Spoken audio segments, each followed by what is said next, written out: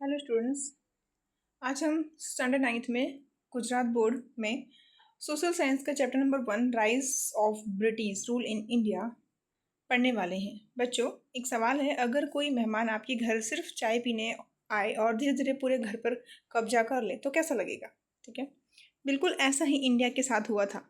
British India में सिर्फ trade करने के लिए आए थे, लेकिन धीरे धीरे उन्होंने पूरे इंडिया पर रूल करने लगे। ठीक है, सो आज हम जानेंगे कि ये कैसे हुआ था। ठीक है, so why did Europeans come to India? Europeans जो थे वो क्यों आए थे, तो पहले तो हमको ये देखना है। ठीक है, सो उस समय की बात है कि जो इंडिया को गोल्डन बर्ड कहा जाता था। क्या आप जानते हैं कि क्यों कहा जाता था? क्योंकि इंडिया बहुत रिच कंट्री थी उस टाइम पर। तो यहाँ के जो स्पाइसेस, कॉटन, सिल्क, इंडिगो और प्रीशियस स्टोन्स दुनिया भर में फेमस थे। ठीक है, तो इसलिए हमारा जो इंडिया था वो बहुत रिच कहलाता था। ठीक, मान लो मैं एक आपको क्वेश्चन पूछूं कि अगर किसी दुकान में सबसे अच्छा सामान मिलता हो तो कस्टमर्स कहाँ जाएंगे? जहाँ पे अच्छा मिलता है वहीं जाएंगे, तो उसी दुकान में जाएंगे ना। ठीक है, सो अब उन्होंने कैसे रूट फाइंड आउट किया कि कैसे वो इंडिया में आए, वो सब देखना है हमें। ठीक है, सो पहले यूरोप से इंडिया का ट्रेड कॉन्स्टेंटिनोपल के थ्रू होता था, लेकिन 1453 में ऑटोमन टर्क ने रूट पर कब्जा कर लिया था।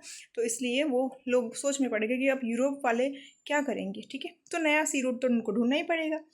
तो इसीलिए फिर हमारे वास्को द गामा जो है 1498 में पोर्टुगीज़ जो कि कैलिकट पहुंच गए थे। ठीक है, सो ये बहुत इंपॉर्टेंट इवेंट था क्योंकि अब यूरोप से इंडिया का डायरेक्ट सी रूट शुरू हो चुका था। ठीक है, तो यहाँ पर इंट्रोडक्शन है हमारा। ठीक, discovery of the sea route है। Why did European search for a new sea route? हमने देखा कि वो क्यों आ रहे थे। डिस्कवरी ऑफ सी रूट तो के 1488 में वॉल्टेमर डैल्स ने गुड होप तक सी रूट को फाइंड आउट किया था। 1498 में Vasco the gamma reach Calicut in India. ठीक है, ये हमारा एक डिस्कवरी ऑफ द रीड का मैप है।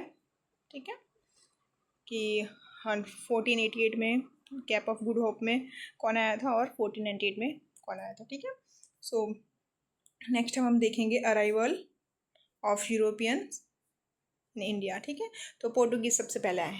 तो why did European come to India?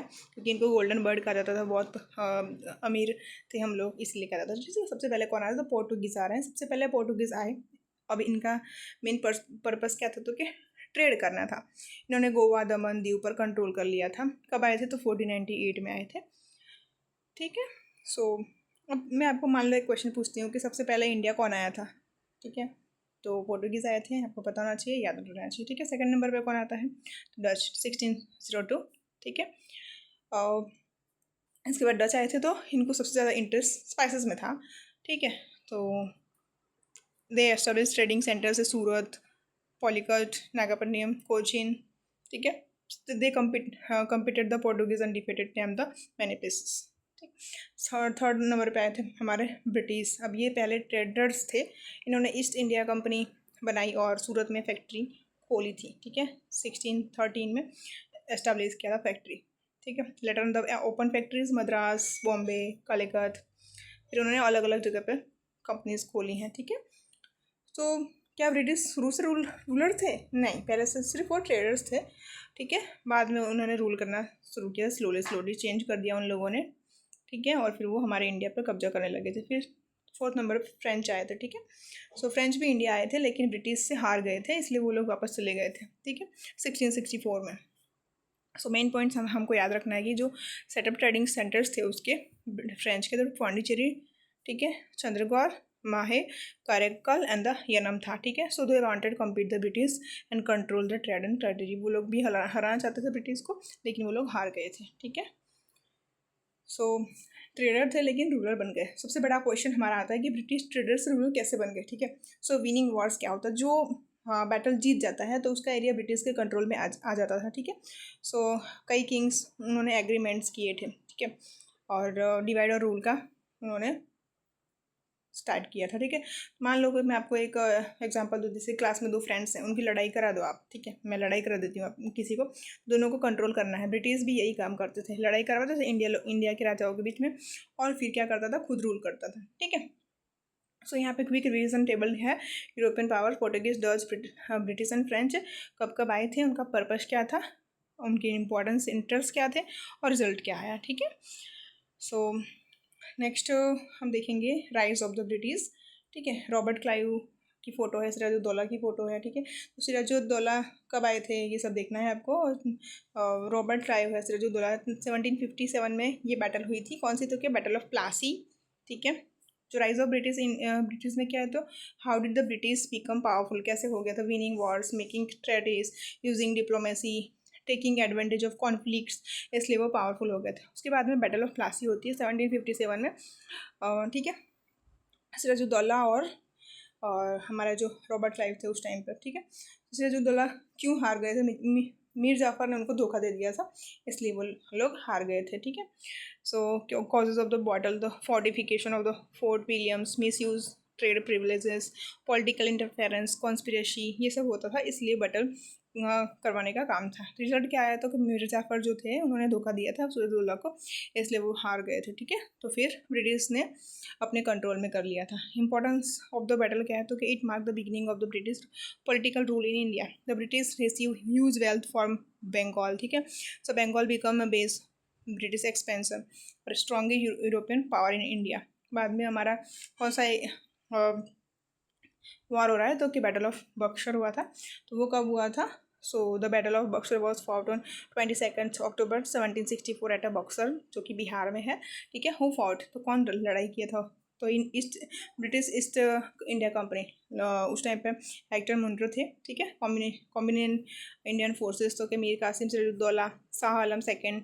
ठीक है, ये 3 रूलर्स है जो कि ज्वाइंट एक साथ में लड़ाई किया था। ठीक है, तो why was the battle fought, क्यों हुआ था, तो Mir Qasim wanted to free Bengal from British control. ठीक है, मीर कासिम क्या करता चाहता था कि वो बंगाल को ब्रिटिश कंट्रोल से अलग ही रखे। ठीक है, so British were interfering administration and trade, लेकिन वो ब्रिटिश जो थे वो इंटरफेयर करते थे। तो Indian rulers wanted to stop growing power of the British, तो जो इंडियन के रूलर्स थे इंडिया के, वो लोग चाहते थे कि ब्रिटिश का जो पावर है वो ग्रो ना करे।